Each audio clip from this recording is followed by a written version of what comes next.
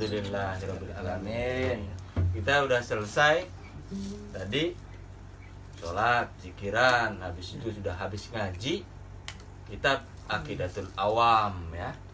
Bahas tentang akidah Ahlus Sunnah wal Jamaah. Kita belajar tauhid ya, belajar tauhid di malam kemerdekaan. Besok merdeka 17 Agustus. Pang ikut merdeka enggak ini? Merdeka Ustaz. Merdeka ya? Iya. Kenapa itu? Freedom. Freedom. Bebas. Independent. Oh iya. Independent. Freedom ya? Freedom. Ya, emang ini kemerdekaan keberapa ini? 72.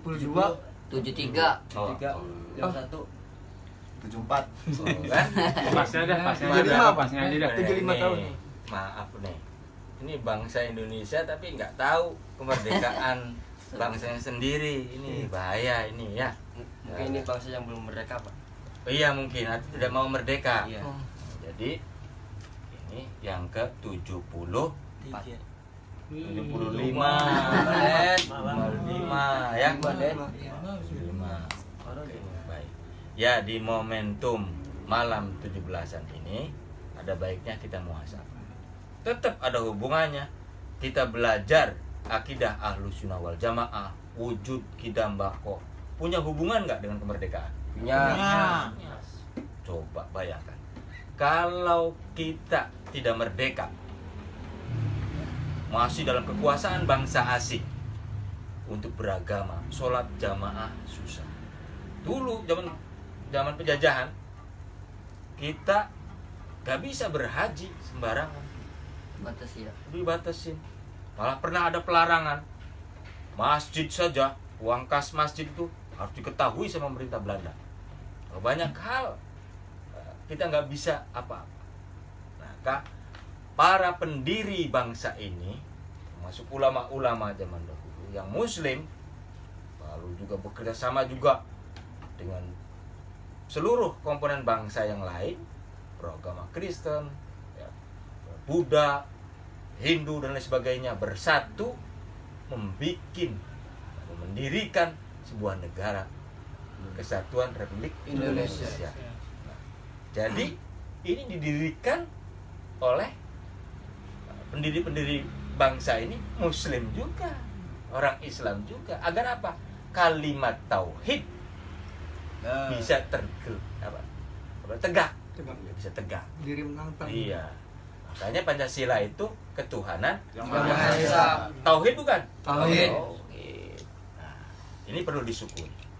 Karena jangan sampai kita sebagai bangsa sendiri tidak menghargai jasa-jasa pahlawan. Contohnya mudah. Ini anak pang, anak jalanan. Lebih mengidolakan orang luar, bangsa asing. Pang kan pertama kali berdiri itu kan ya di Inggris. Karena dia melakukan perlawanan terhadap pemerintahan yang zalim. Lalu berkembang juga di Amerika. Lalu tercipta juga genre musik punk dengan aliran-alirannya. Kalian terjebak pada ini, memfigurkan tokoh-tokoh bangsa lain. Tapi tokoh-tokoh negarawan bangsa sendiri kalian nggak tahu. Peristiwa punk memberontak, punk melakukan perlawanan terhadap penjajahan, terhadap penguasa yang zalim di Inggris, itu tidak ada apa-apanya dengan bagaimana perjuangan bangsa Indonesia dalam mempertahankan kemerdekaan pada saat 10 November. Jenderal Inggris aja mati. Kenapa? Perlawanan bangsa kita yang tidak mau dijajah lagi, yang mau menghantam kita, yang mau menghancurkan kita, bukan hanya Belanda saat itu, tapi negara-negara sekutu. Belanda, Jepang. Ya, enggak, bukan Jepang. Jepang itu masih ada di itu, tapi dihantam sama sekutu.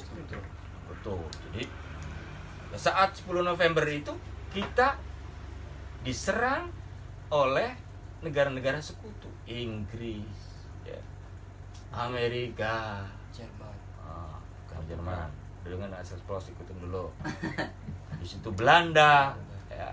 Jadi itu yang kita lawan. Padahal persenjataan pakai bambu runcing, yang golok bawa golok, yang punya pedang bawa pedang, yang hanya teriak Allahu Akbar. Mengapa kamu tidak idolakan Kiai Haji Hashim Asy'ari? Mengapa kamu tidak idolakan Bung Tomo? Mengapa tidak idolakan Pangeran Diponegoro? Malah skinhead, Sex Pistol yang diitukan, ya kan? Wow, aliran musik sana. Malah nggak tahu, pang aja nggak ngerti. Lalu apa akhirnya? Tercerabut dari akar sejarah. Apa yang tidak sesuai diterapkan di sini, ya, di Indonesia kalian terapkan karena kalian mau bebas yang salah, freedom yang salah, ya enggak? Mestinya kalau mengidolakan bangsa sendiri, tokoh sendiri, ya, pahlawan-pahlawan kita yang berjuang, orang-orang hebat di zaman dulu, Soekarno, Hatta, Muhammad Yamin, tokoh-tokoh nasional pergerakan kemerdekaan kita banyak sekali. Soekarno dulu disegani bukan hanya di Indonesia, seantero dunia. Tapi kalian tidak berpikir bagaimana melihat, bagaimana apa ketokohannya, apa kehebatannya. Pelajari sampai ke sana. Kalian asik di jalanan, tercerabut dari akar keluarga. Sementara bangsa ini berjalan, sudah merdeka, akhirnya tidak mampu bersama-sama untuk mempertahankan kemerdekaan sesuai dengan perannya. Asik di jalan, ngurusin diri sendiri aja susah.